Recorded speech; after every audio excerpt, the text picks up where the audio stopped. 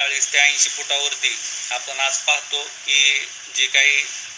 कुटुंब पद्धती आहे किंवा जुन्या काळी जे जमिनीचे पट्टे होते तर ते पिढ्यानपिढ्या आज सगळे शेतीवरती आधारित असल्यामुळं आज त्याचं काय म्हणू शकतो आपण पृथक्करण किंवा विलगीकरण किंवा आपण वाटणीपत्र झाल्यामुळं सरासरी 40 ते 80 फुटावरती मालक बदलत आहे. तर त्या आशयानं एक्सप्रेसवे लगत जे काय पूर्व पश्चिम किंवा दक्षिण उत्तर जे विभागली जाणार होती किंवा कर्णाने विभागली जाऊन 2 भूभाग होणार होते, तर त्या आशयाने दुचाकी किंवा जे काही त्याच्यामध्ये प्रोव्हिजन आहे 7.5 मीटरच्या सर्व्हिस रोडचं, तर त्याच्यावरती विचार होत आहे आणि आशा करूयात की लवकरच त्याबद्दल देखील नोटिफिकेशन म्हणजे की अधिसूचना